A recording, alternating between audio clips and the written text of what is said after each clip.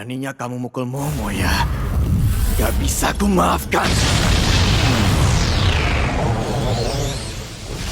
Halo guys, Nimo di sini dan kali ini gue bakalan bawain alur cerita dari Danda dan Apple Eye episode 3 yang dimana di episode kali ini akan berfokus ke pertarungan Okarun versus Gigi alias Apple Eye. Dan tanpa perlu banyak basa-basi lagi, kita langsung aja ke alur ceritanya. Di awal episode melanjutkan datangnya Okarun menyelamatkan Momo dan beradu tendangan dengan Apple Eye. Di sini terlihat Momo dan Apple Eye kaget dengan kedatangan Okarun yang menghentikan serangan Apple Eye. Tapi di sini tendangan Okarun kalah kuat yang membuat kakinya terhempas ke belakang. Momo yang lihatnya pun panik. Tapi seketika Okarun dengan cepat bangkit lalu membawa Momo karena Apple Eye langsung menyerang lagi. Apple Eye pun di sini emosi sambil mengatakan kenapa Okarun melindungi manusia juga, padahal Okarun adalah yokai. Okarun pun di sini mengatakan kalau Apple Eye tidak akan berhasil menyerangnya, dan saat ini prioritas utama Okarun adalah keluar dulu dari sana. Lalu Momo pun di sini berterima kasih karena telah menyelamatkannya. Terus Okarun pun ngomong kalau mereka sedang dalam masalah besar di sini, lalu menyuruh Momo melihat ke atas. Momo pun nanya apa itu. Okarun pun menjelaskan kalau dia adalah cacing raksasa tadi, dan cacing itu terkenal akan sengatan listriknya dan memuntahkan racunnya, dan itu bisa membuat mangsanya lemah. Sambil naik ke atas, Momo pun ngomong kalau cacing itu bersembunyi di tanah dan ingin menyerang mereka dengan racun. Okarun pun mengatakan jika mereka tidak kabur dari sana secepatnya, mereka akan dalam masalah besar. Momo pun menjawab gimana mereka kabur sementara mereka tidak bisa mencapai jalan keluarnya yang sangat tinggi di atas. Terus Momo nanya kepada Okarun apa kelemahan cacing itu.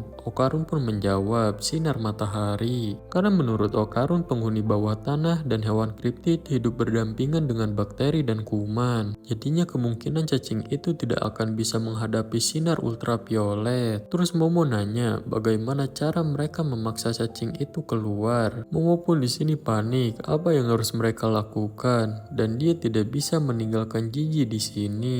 Terus Okarun pun menjawab kalau cuman Momo yang keluar kemungkinan bisa. Momo menjawab tidak ada gunanya melarikan sendiri. Okarun pun menjawab cuma itu yang bisa mereka lakukan sekarang. Dan sekarang tidak ada waktu lagi memikirkan itu. Dan Okarun mengatakan kalau Momo berhasil keluar, Momo bisa melempar tali atau sesuatu untuk menariknya dan Gigi keluar. Terus Momo di sini mengkhawatirkan Gigi karena Gigi tidak akan mendengarkan mereka untuk keluar. Okarun pun menjawab kalau dia akan menangani Gigi, lalu memohon kepada Momo untuk keluar duluan, lalu membantu mereka keluar. Momo pun paham, lalu Momo memegang tangan Okarun. Okarun pun jelas kaget, lalu Momo berjanji akan menyelamatkannya dan meminta tolong jaga Gigi. Okarun pun paham dan akan mengeluarkan Momo. Di sini Momo duduk di sebuah kursi, sementara Okarun di bawah kursi itu. Terus Momo nanya apa yang akan Okarun lakukan. Okarun menjawab kalau dia akan meluncurkan Momo sekeras yang dia bisa, dan Momo juga harus meluncurkan diri menggunakan kekuatannya untuk melompat lebih tinggi lagi. Momo pun kaget dengan ide Okarun, sementara Okarun nyuruh bayangin itu kayak roket multistage. Momo pun mengatakan ini terlalu gegabah dan bisa melukai kakinya Okarun, dan Momo pun di sini panik nyuruh tunggu dulu, tapi Okarun gak dengerin dan terus lanjut dan menghitung dalam hitungan ketiga. Lalu Momo pun langsung diluncurkan ke atas dengan cepat. Momo pun terlihat sangat tegang. Lalu dia pun meluncur lagi menggunakan kekuatannya. Momo pun di sini ragu dia akan berhasil. Ya dan benar aja, dia langsung terhenti saat dekat penghujung. Tapi Momo di sini langsung menggunakan kekuatannya untuk mencapai luar. Dan ya untung aja Momo berhasil. Okarun pun terlihat senang Momo berhasil. Lalu tiba-tiba ada yang mengatakan ketemu. Okarun pun menoleh dan ternyata itu adalah Apple Eye yang sudah berhasil menemukan menemukannya. Lalu Apple Eye pun mengatakan kalau seharusnya Okarun senang karena akan menjadi orang pertama yang mati. Okarun pun membalas kalau dia sudah bilang tidak akan berhasil. Lalu Shin pun beralih ke Momo yang sedang mencari tali atau gak mencari sesuatu yang panjang. Tapi Momo kebingungan apa yang panjang bisa buat narik Okarun keluar. Momo pun mengambil gorden lalu menyobek-nyobeknya jadi beberapa bagian lalu diikatkan jadi satu. Dan ketika beres Momo pun melemparkan tali buatannya itu ke dalam lubang. Tapi ternyata talinya kurang panjang, malah kurang banget lagi. Momo pun kesal karena tali itu gak berguna. Momo pun di sini mencoba tenang dan berpikir cara lain. Belum lagi Momo harus memikirkan menghentikan racun dan kalahkan si cacing raksasa. Momo di sini merasa gak mungkin bisa.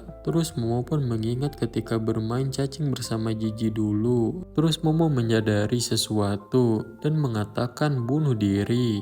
Momo pun mencari ponselnya, terus kesel karena sadar ternyata ponselnya itu hilang. Terus Momo pun menginjak buku, lalu dia merencanakan sesuatu dan mengambil semua buku yang berserakan di sana. Lalu Momo membakar buku-buku itu memakai kompor gas. Lalu rumah itu pun terbakar. Ternyata Momo sengaja membakar rumah itu, lalu dia berteriak api. Ternyata Momo sengaja supaya pemadam kebakaran datang. Momo pun di sini mengatakan, "Tunggulah Okarun, aku akan menyelamatkanmu." Lalu Shin pun kembali lagi ke bawah tanah. Di sini Okarun sedang bertarung hebat dengan Apple Eye. Terlihat Apple Eye menyerang Okarun dengan bola hantunya, tapi berhasil Okarun hindari dengan mudah. Tapi tiba-tiba tepat di depannya Apple Eye melancarkan pukulan kepada Okarun. Tapi dengan mudah dan cepat juga Okarun menghindarinya lagi.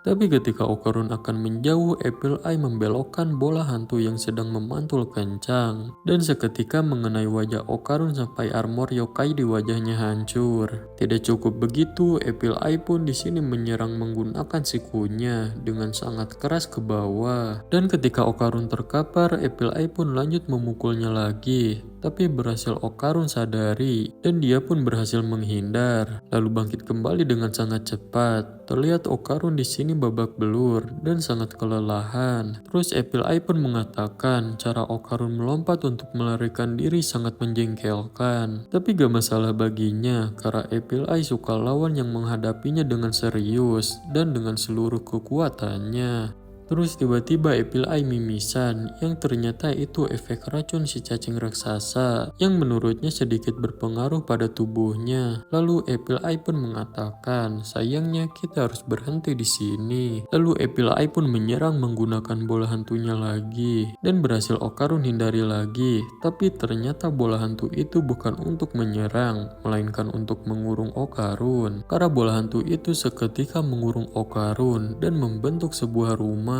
Okarun pun di sini panik. Terus Apple Eye mengatakan kalau Okarun tidak akan bisa melarikan diri dari rumah yang terkutuk itu. Apple Eye pun masuk ke dalam rumah hantu itu dan mengatakan, "Aku pulang." Terlihat Okarun sangat panik dan Apple Eye pun langsung melancarkan pukulan dan bisa Okarun hindarin, tapi hanya bisa menghindar ke bawah dan kurungannya juga sempit yang membuat Okarun gak bisa kemana-mana. Tetap aja ya di sini akan terkena serangan dan Okarun pun di sini dihajar habis-habisan oleh Apple Eye. Terlihat Okarun sangat babak belur. Terus Apple Eye mengatakan ini sangat menyenangkan dan setelah menghajar Okarun selanjutnya adalah Momo dan manas-manasin akan menyiksa Momo. Lalu tiba-tiba mulut Apple Eye pun dibungkam tangan Okarun. Lalu Okarun mengatakan, "Diamlah, kau telah melakukan 3 hal yang tidak seharusnya kau lakukan. Pertama, kau melukai Momo. Kedua, kau mencemari Gigi karena Gigi tidak akan pernah menyakiti Momo." Dan mengatakan, "Kembalikanlah temanku." Apple Eye pun menyingkirkan tangan Okarun lalu melancarkan serangan lagi. Tapi berhasil Okarun hindari. Lalu Okarun mengambil ancang-ancang lalu menyerang dagu Apple Eye menggunakan kedua tangannya dengan sangat keras. Apple Eye pun di sini akan membalas. Terus Okarun mengatakan, "Aku akan menyerangmu tanpa ampun." Dan benar aja, Okarun menyerang Apple Eye berkali-kali tanpa ampun dengan sangat cepat sampai 19 serangan. Dan ketika serangan ke-20, Apple Eye terhempas hingga membuat rumah hantunya hancur. Lalu Okarun melanjutkan omongannya tadi. Yang ketiga hal yang seharusnya tidak Apple Eye lakukan adalah membuatnya kesal. Dan ya di sini terlihat Apple Eye sudah tumbang. Okarun pun mengatakan sungguh menyedihkan. Lalu dia pun kehabisan tenaga dan meminta tolong kepada Momo. Ya di sini Okarun pun ikut tumbang juga.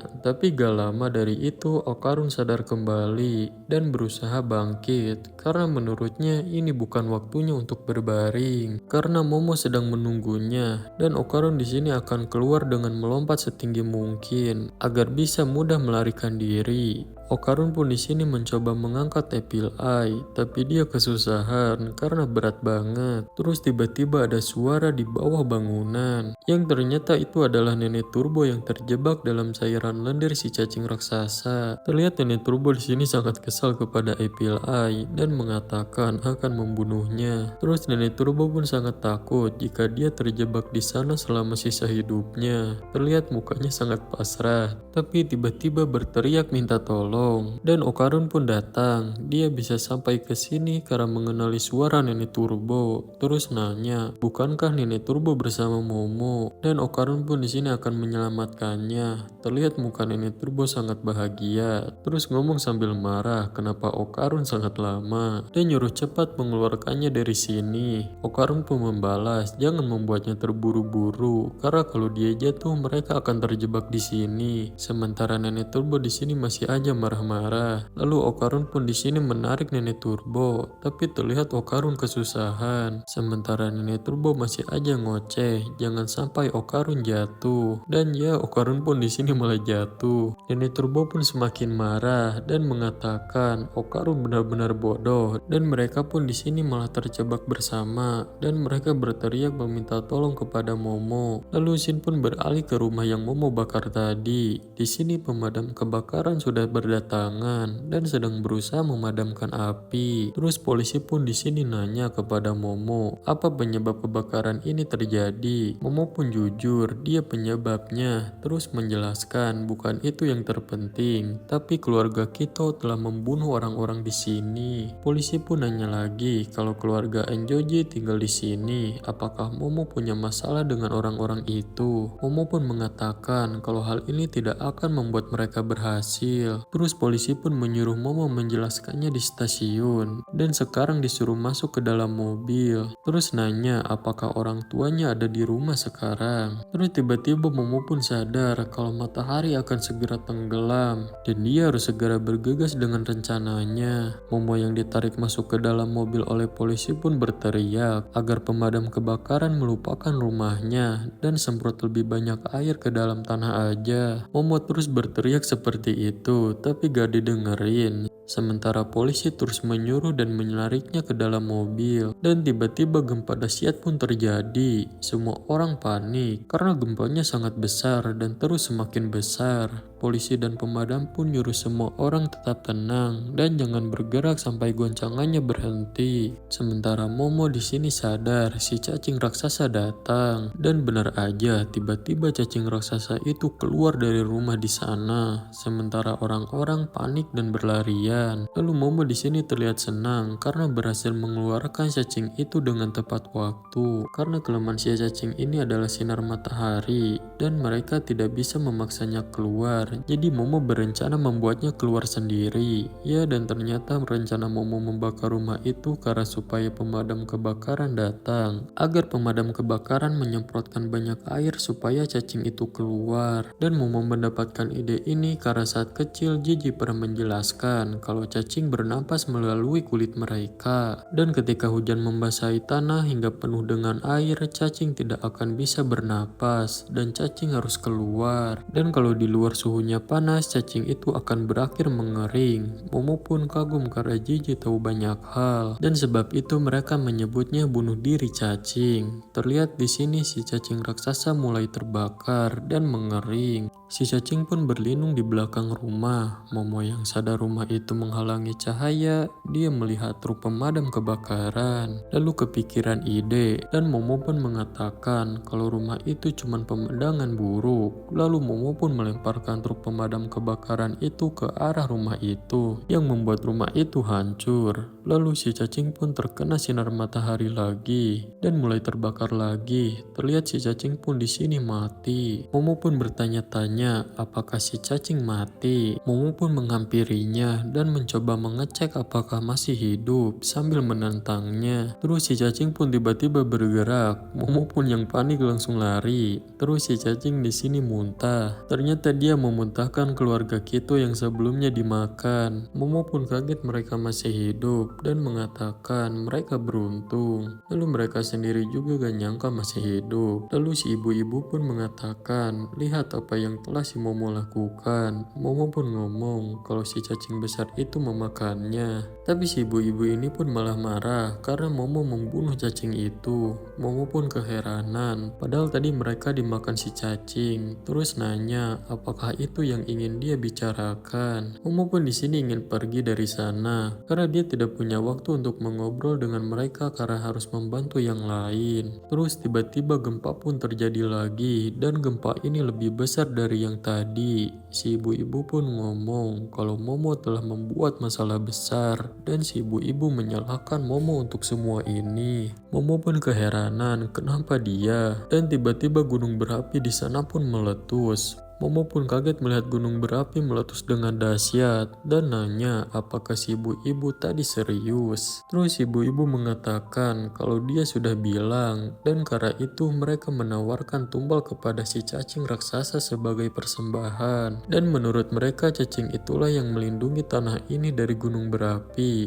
Dan sekarang semuanya berakhir karena si cacing sudah mati. Dan semua ini karena ulah Momo. Momo pun bertanya-tanya lagi, serius? Gunung berapi pun terlihat meletus dengan dahsyat. Dan speaker peringatan telah berbunyi memperingati semua orang yang di sekitar gunung berapi untuk segera mengungsi. Dan nyuruh para warga memprioritaskan nyawa dan keselamatan mereka. Karena gunung berapi baru aja meletus. Si ibu-ibu pun mengatakan kalau naga yang naik ke surga akan mengeluarkan pelangi dan kemarahan gunung akan menelan desa. Sama seperti legenda di desa ini yang diturunkan dari generasi ke generasi. Terus nanya ke Momo bagaimana rencananya untuk memperbaikinya. Momo pun terlihat kebingungan. Momo pun merasa aneh karena cacing biasanya tidak akan keluar ke matahari. Tapi kenapa legenda mengatakan naga naik ke surga? Momo pun memperhatikan mobil damkar di sana. Terus si ibu-ibu menjelaskan kalau Momo salah karena ini bukan legenda tentang cacing itu,